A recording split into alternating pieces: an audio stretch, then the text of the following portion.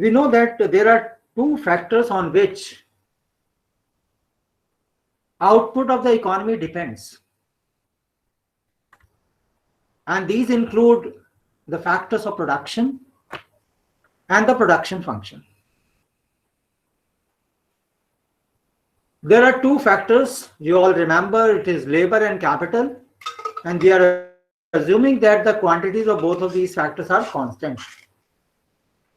Again, a function of labor and capital.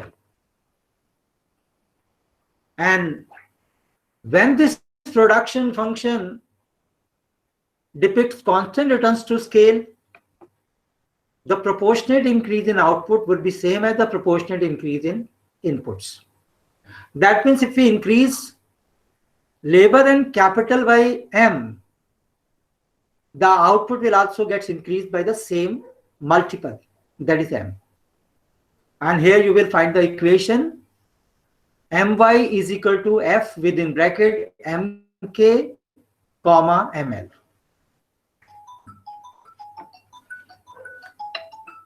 Where the value of M is more than 0.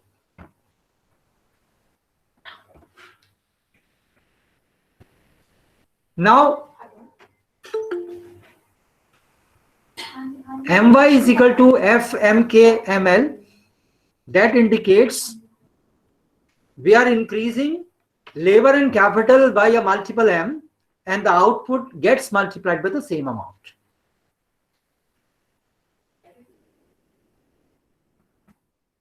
The supply of the goods and services is assumed to be fixed, which is symbolically expressed by symbol Y. So we will express it by Y bar. So when we take into account both of these factors, namely the two factors labor and capital and the production function, then the supply of goods and services will be represented by Y bar is equal to F within bracket K bar, comma L bar. Now here capital and labor both are assumed to be constant, that means their quantities are given. Now the next topic is the distribution of the national income. Now in this topic we shall study how the national income is distributed amongst the various factors of production. And these factors are labor and capital.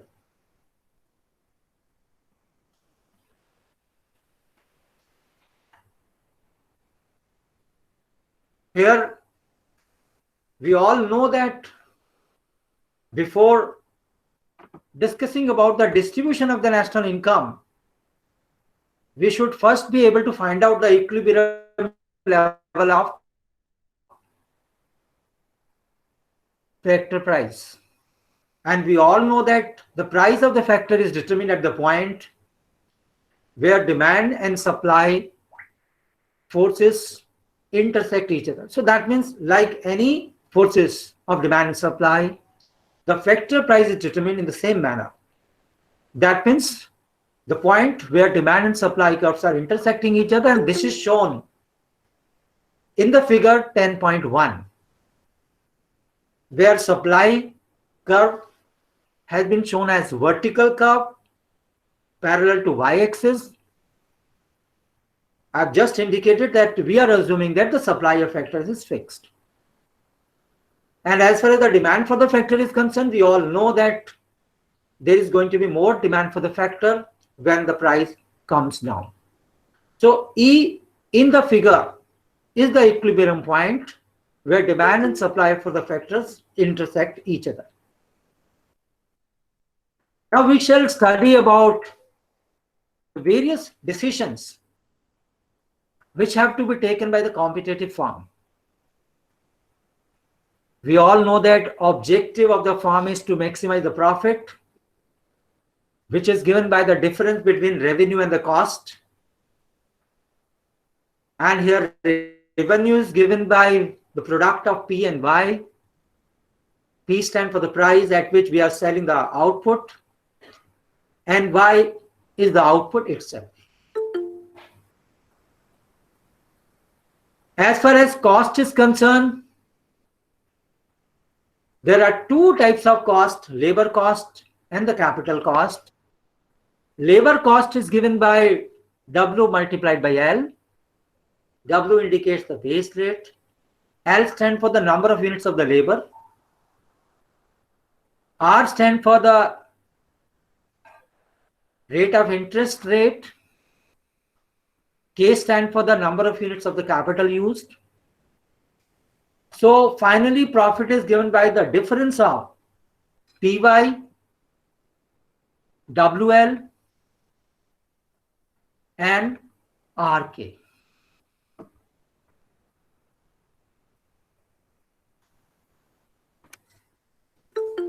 Well, students, in the chat box, in case you have anything to ask,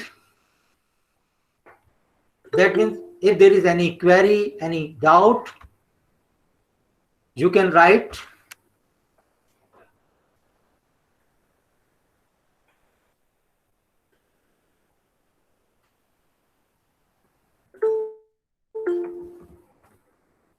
Now, well, students, we proceed further.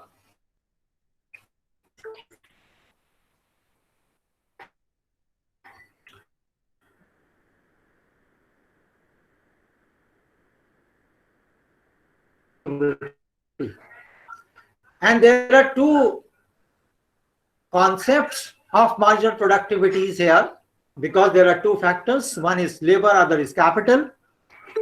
So we will first discuss about the demand for the factors of production. And here MPL, that means the marginal productivity of labor, is given by F within bracket K, comma L plus 1 minus F K, comma L. Now everything is before your screen. Now when we say F within bracket K, comma L plus 1, that indicates the output produced by using K units of capital and L plus 1 units of labor.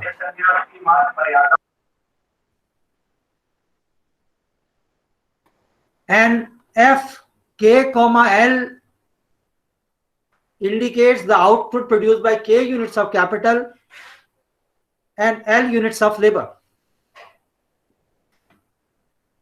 So marginal product of labor will be given by the difference of the two.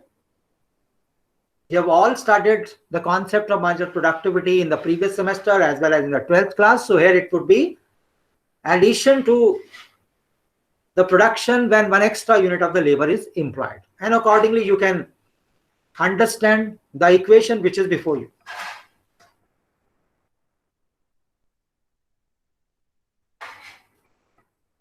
Now, the same is exhibited in figure 10.2 through the production function, which is upward sloping and it is concave from the origin. That means it is rising at diminishing rate. On the vertical axis, we are showing the output. On the horizontal axis, labor. The ratio of change in amount of output and the change in amount of labor will give us the value of the marginal product of labor. That is delta Y divided by delta L. Here, with increase in the amount of labor, the marginal product of labor declines. Now here we have the concept of change in profit, which is given by the difference of change in revenue and change in cost. That means delta profit is equal to delta R minus delta C. That is the difference of additional revenue and the additional cost. Additional revenue is given by the product of P and marginal product of labor. P stand for the price of the output. MPL stand for the marginal product of labor. Well, student, this is similar to what you study under introductory microeconomics under profit maximization principle, where we find that wherever profit is maximized, marginal revenue is equal to marginal cost. Now here, that is same as delta R is equal to delta C, or delta R minus delta C is equal to 0. And this delta R minus delta C is nothing but it is a change in the profit when one extra unit of output is produced. Well, students, you all know that revenue is given by the product of price and quantity, P into Q. And the derivative or the rate of change of total revenue will be the rate of change of P into Q. That is equal to P multiplied by dQ by dL. And this dQ by dL is nothing but MPL, that is marginal product of labor. This is how delta R is same as P multiplied by MPL. And as far as change in cost is concerned, which we study under introductory microeconomics as marginal cost concept, and marginal cost means the addition to the cost when one extra unit of the factor is employed. And we all know that when we are using one extra unit of the factor, it is going to be the payment going to that factor per unit. And here we are writing W for the same. So W indicates delta C or marginal cost that we study under introductory microeconomics under profit maximization. So this is how we say that change in profit is equal to delta R minus delta C, which is equal to P multiplied by MPL minus W.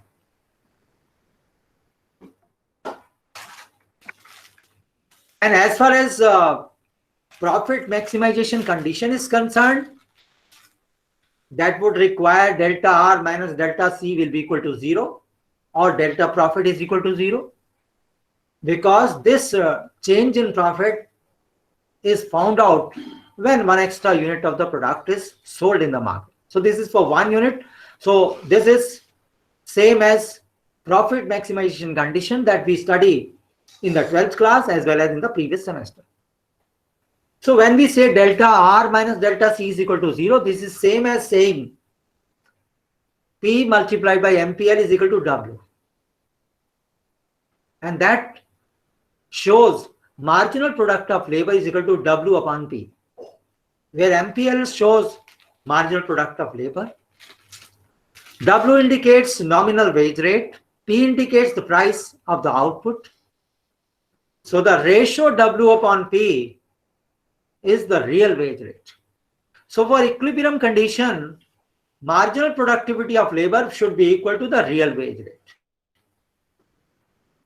Well, students, some of you can remember that under marginal productivity theory of distribution, you have studied that factors of production are paid their remuneration according to their marginal productivity.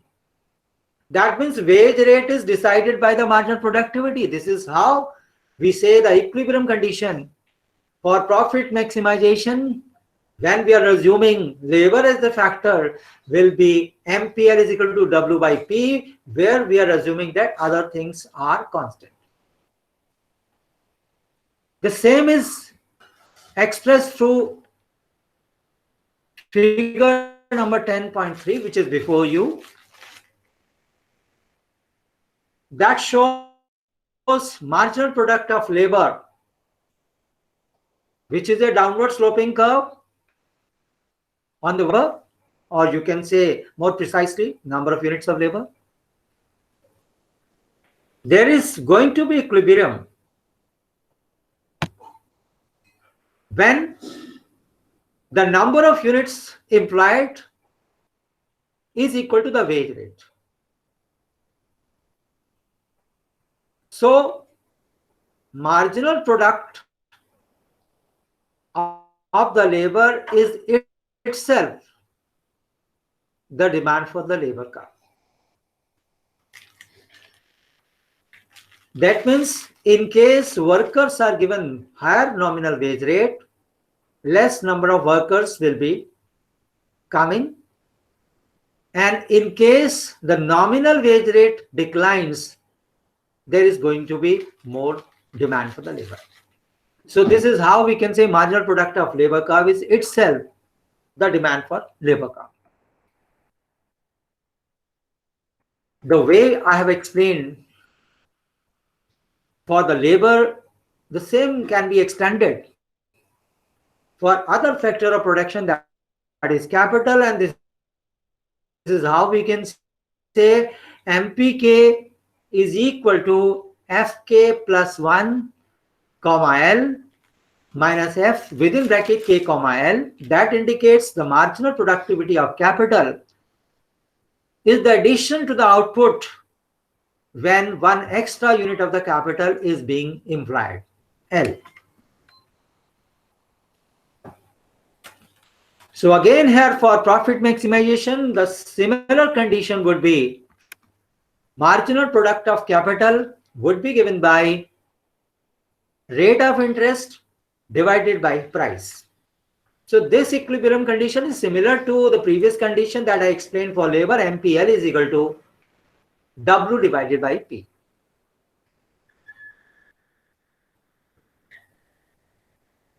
Now let us discuss about how the national income is divided amongst the various factors of production. For this purpose, we must remember that real wage rate for worker is MPL, for capital it is MPK. So the total real wages for the labor will be MPL multiplied by L. L here implies the number of units of the labor used. Similarly, the total return to the capital will be MPK multiplied by K. That indicates MPK marginal productivity of capital multiplied by the number of units of the capital. So MPL or MPK implies the productivity respectively for labor and capital for 1 unit, and we have to multiply the same by the number of units of the labor and the capital as the case may be. If we want to estimate the economic profit will be given by the value of the output, which is symbolically expressed by Y, minus the cost on labor, which is MPL multiplied by L, minus cost on capital, which is MPK multiplied by K. After rearranging the term, value of the output Y will be given by MPL multiplied by L plus MPK multiplied by K plus real economic profit. Well, students, you have also studied about accounting cost, economic cost. You also know the difference between accounting profit and economic profit.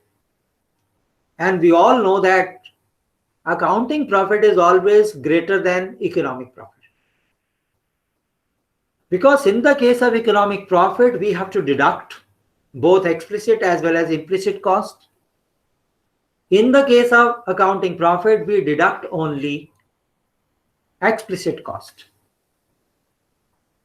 So if you want to estimate accounting profit, then we will have to add the implicit cost in the economic profit, because implicit costs are not deducted from the total revenue while estimating the accounting profit. So accounting profit invariably exceeds the economic profit. So economic profit plus MPK multiplied by K. And this is why in most of the situations, the capital used by the entrepreneur is his or her own factors of production. So this will come under implicit cost. Well, student, I am reminding you, in case you have any doubt, any queries, you can note down the same, and you should go through the text, and your eye should be towards the screen where I have very clearly showing all stuff which is required for explaining the topic, classical system, which is given at chapter number 10 in book Introductory Macroeconomics by D.D. Chaturvedi as classical system versus Keynesian system. In case you have any queries, any doubt, either you can chat with me and I will take back those doubts, or at the end of the class, you can unmute yourself and you can ask your specific queries. But before that, in order to utilize the time more efficiently, I will keep on discussing as many things as possible today itself. So the next subtopic is equilibrium in the financial market. In the financial market, we have to match the supply and demand of the loanable funds. We all know that wherever we want to arrive at the equilibrium is arrived at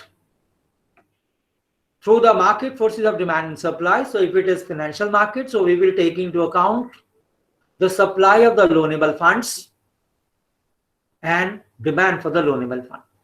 We all know that loanable funds are supplied by households as savings.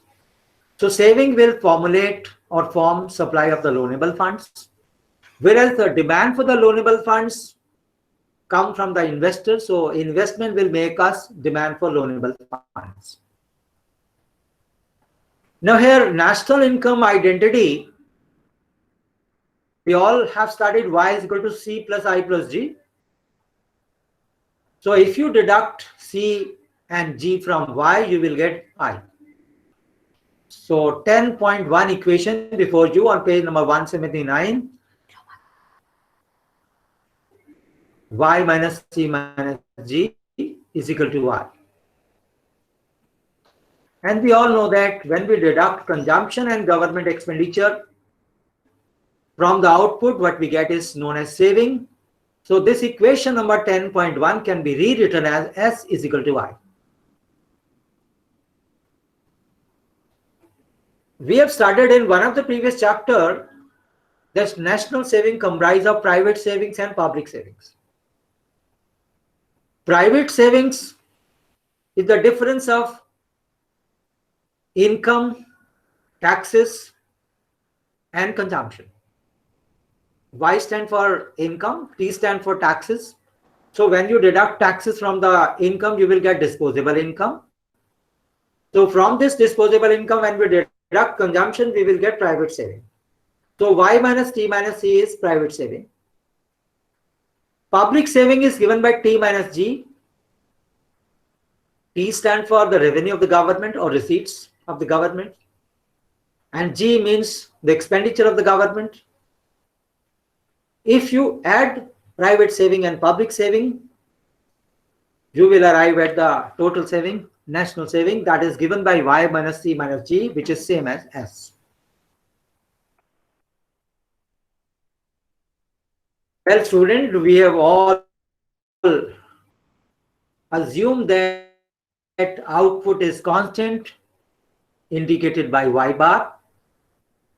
T and G are also assumed to be exogenous. So we are putting bars over Y, T, and G. So the equation which we have just studied, that is equation number 10.2, can now be rewritten as Y minus C within bracket Y minus T minus G, which is equal to I. I stand for investment. Now, since this investment is a function of rate of interest, we can put R within bracket. So we have rewritten this equation as y bar minus C within bracket y bar minus T bar minus G bar is equal to I within bracket R. Y bar minus T bar means disposable income. Y bar means output. Wherever there is a bar that indicate the things are constant, fixed, or exogenous. So in equilibrium, we can say saving is equal to investment, and investment is a function of rate of interest. The same is graphically shown in figure 10.4, where saving is shown as a vertical line that indicates it is fixed, and it depends on fiscal policy variable G and T, government expenditure and taxes, where we are assuming these are exogenous, these are constant, so this graph will be parallel to y-axis. And as far as investment is concerned, it is inversely related to the rate of interest, so it is downward sloping. The point where saving and investment curves are intersecting each other, we get the equilibrium. That point is E, and the equilibrium rate of interest is OR, and the equilibrium saving is equal to OS. That is same as investment at the equilibrium point.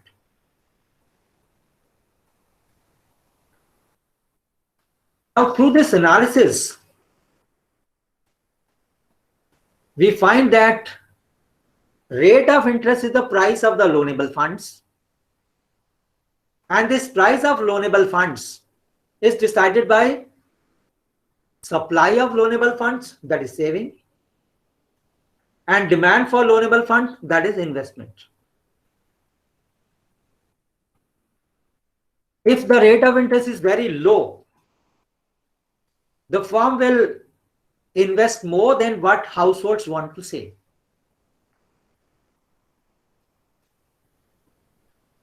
Because if anything is available at lesser price, we try to purchase more. So even when rate of interest is low, that is the price of capital, the firm would like to invest more. And when firm wish to invest more, that means there is going to be more demand for loanable funds. And so there will be hike in the rate of interest. And ultimately, we will reach at the equilibrium point where demand and supply of loanable funds will be same. Similarly, when the rate of interest is very high, the household will be interested in more savings because they are getting high rate of interest. There is going to be more temptation on the part of the households in comparison to what firms want to invest. So there is going to be more demand for the loanable funds.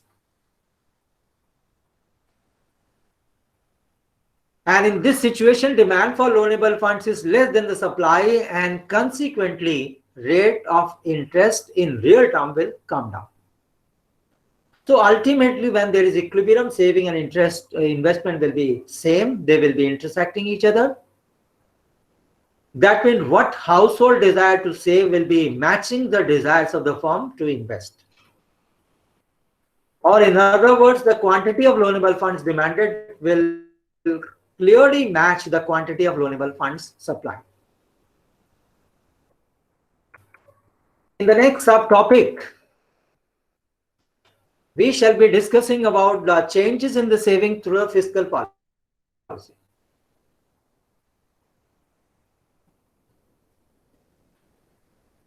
Now, there are two instruments of the fiscal policy which can be used here. One is the change in the government purchases. That is expressed symbolically as delta G. The other is change in tax rate. That is symbolically expressed delta T. Let us first discuss about the impact of rise in government purchases.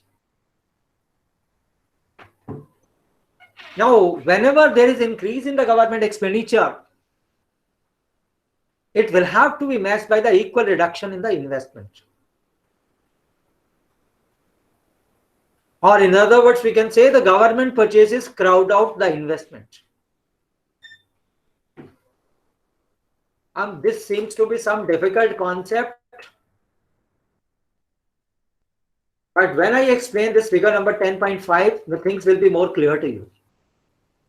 In this figure, we are in equilibrium at point E1, where original supply of loanable funds, that is saving curve S1, intersects the investment curve IR. The equilibrium rate of interest is OR1. So OR is the real interest rate in the initial equilibrium point.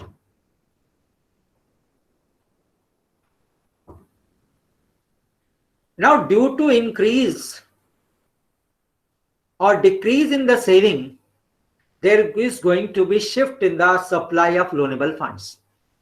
In the figure which is before you, we decrease the national savings. That means the supply of loanable funds shift to the left. At the initial interest rate, the demand for loanable funds will be more than the supply, due to which the rate of interest increases from OR to OR1. And ultimately, the supply of loanable funds matches the demand for the loanable funds. So I once again repeat this effect of reduction in the saving. Initial equilibrium point is E. Due to government purchases, in the equation which I explained to you in one of the previous slides or pages, you will find, and here I am taking back you to equation number 10.2, where we have shown that y minus t minus c plus t minus g is equal to y minus c minus d. Now suppose there is increase in the government purchases. That means G increases. So when G increases, this is going to reduce the saving. So that means increase in the government expenditure, increase in the government purchases will reduce the savings. And this is what we are showing through figure number 10.5, where the saving graph shifts to the left. So the government purchases, the increase in G leads to reduction in the saving or leads to reduction in the supply of the loanable funds, and so the rates of interest shoots up. And unless the rate of interest shoots up, supply of loanable funds will not be equal to the demand for the loanable funds. So that means in case the supply of loanable funds shift to the left, you will find that demand for loanable funds will be more. That is corresponding to point E. And supply of loanable funds will be less. And due to more demand for loanable funds, the rate of interest will shoot, and the equilibrium will only be arrived at even point where both demand and supply of loanable funds become equal to each other. Now we have another instrument of fiscal policy, fall in taxes, change in taxes. The impact of government purchases is similar to impact of fall in taxes. So whenever the taxes are reduced, the disposable income increases. And the disposable income increases by delta T. So we are reducing the taxes. So disposable income will be increased by delta T, and they will be increased in consumption by delta T times marginal propensity to consume. This is something which you must seriously understand, because we all know that in the consumption equation, C is equal to A plus BY. So that means when taxes are reduced, then the impact on consumption will be delta times the marginal propensity to consume. So greater is the marginal propensity to consume, greater is going to be the effect of tax rate reduction on the consumption. A rise in consumption must be matched by decrease in the investment. So in case consumption is increased, equilibrium cannot be restored unless there is equal amount of decrease in the investment. And this is how the things will be clear from figure number 10.6, which shows that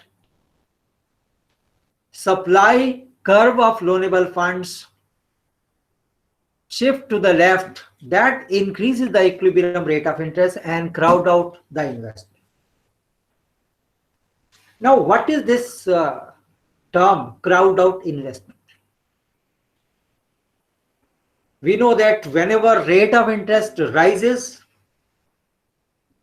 the investment declines. That is precisely called as the crowd out. And this is shown by figure number 10.6. There is effect of increase in investment demand when saving is fixed. Now here saving graph is vertical and investment increase is relatively less, because whenever investment increases, some effect is diluted on account of increase in the investment rate. I'm going to explain this figure once again in the next subtopic. And the next subtopic of this chapter is changes in investment demand. There are two ways in which the investment demand can change. One, in the situation where we are having fixed savings. Another situation where we are having positively sloped saving curve. In figure number 10.6, we assume that saving is fixed. And now here, in case investment rises, there is going to be increase in rate of interest, or rather I would say there will be a substantial increase in the rate of interest because there is no change in saving. That means there is complete crowding out effect. Similarly, if the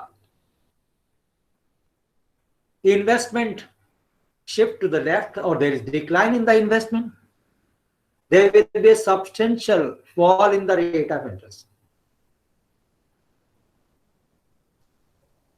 But the effect is going to be partial when the saving curve is not fixed, rather it is upward sloping. And this is explained through next figure 10.7. Now in this next figure, demand and supply of loanable funds shown through saving and investment curves are intersecting each other at point E. So the original equilibrium point is at point E, where the two curves S and I intersect each other. Now when investment increases, there is lesser increase in the rate of interest because supply curve is not fixed, it is not vertical, it is rather upward sloping.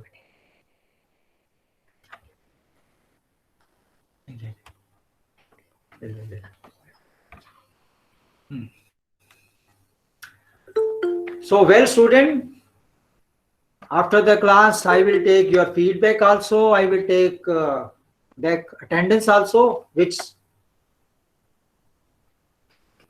the CR will take the responsibility. The respective CR of different sections or different groups. So mine is group number 2. So well, student, we have now the next topic, that is aggregate demand and aggregate supply. And here we must understand this aggregate demand curve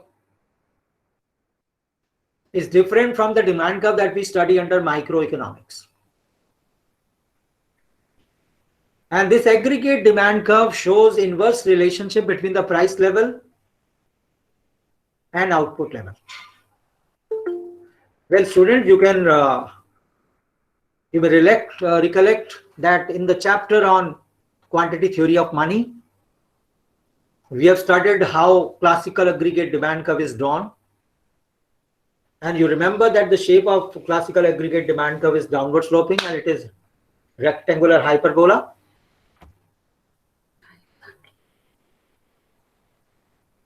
So on vertical axis, we are showing price level, and on the horizontal axis, we are showing the output.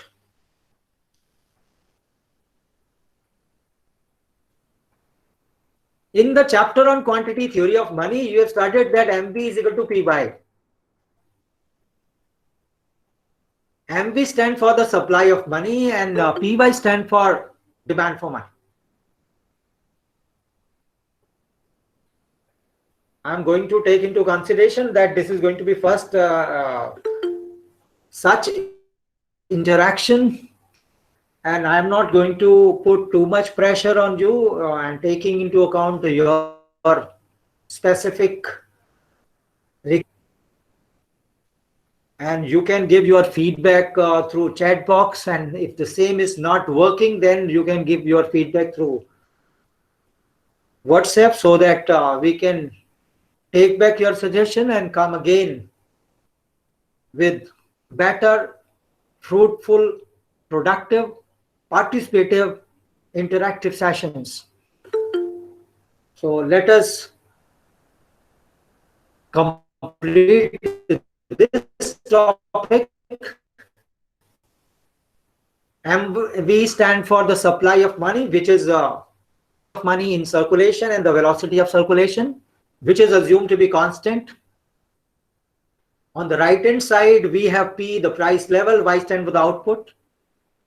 You all know that rectangular hyperbola means where the sum of where the areas formed by dropping perpendiculars on X and Y axis for all rectangles are the same. Now in this particular case, on the vertical axis we are having price level, on the horizontal axis we are having output.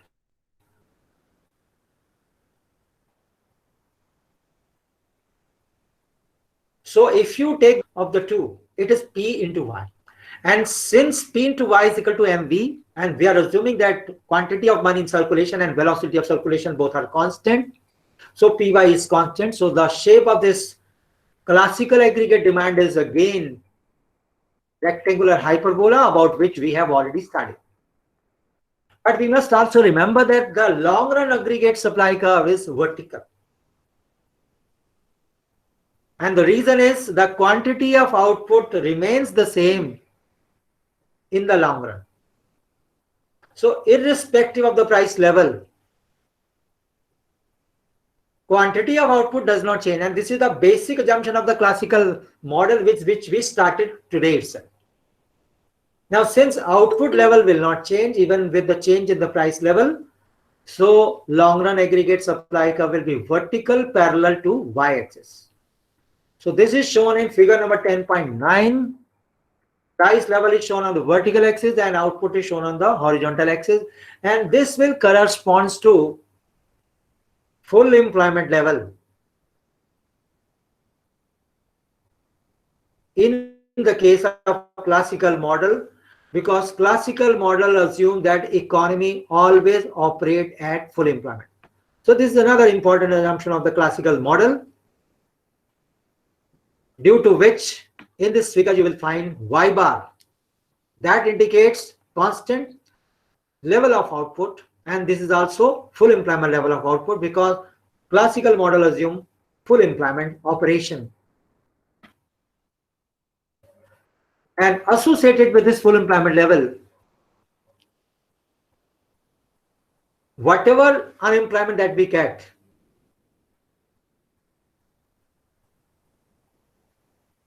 that is known as natural rate of unemployment.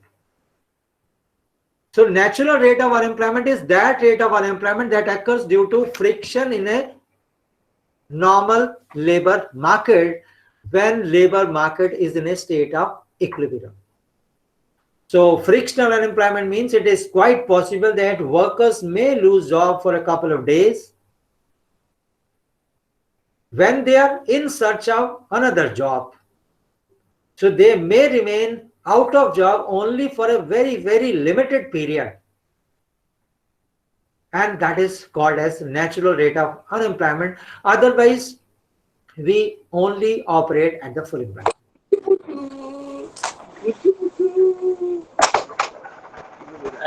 As against this, the short-term aggregate supply curve is horizontal.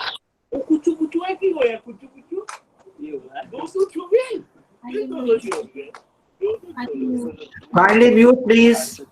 I'm going to wind up the discussion with a couple of minutes. Kindly mute.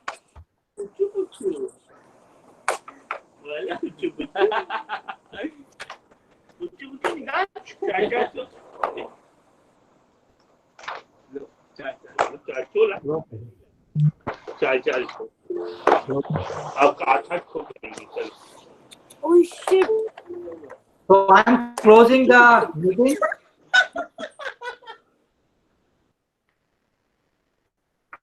And you will give your feedback on the WhatsApp because chat box is not working. Please don't like that. मतलब question तो नहीं ना कोई. नहीं, पूछ लो उनसे have any questions.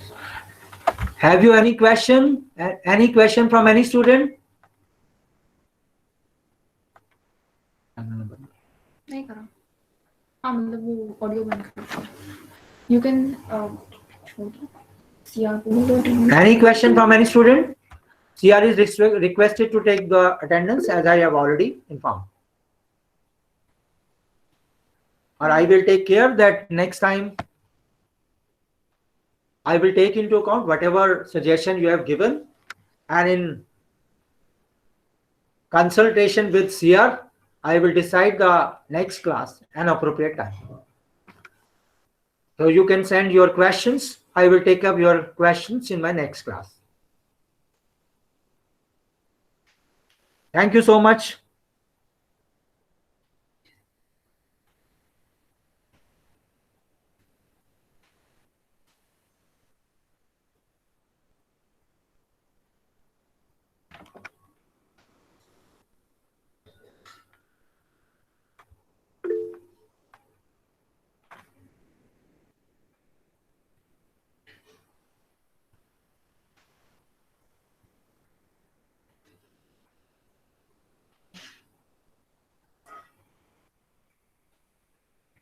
Attendance. Can you take attendance?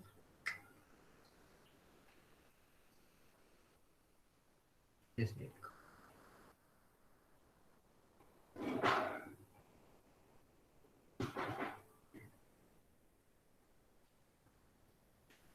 Can we mute it?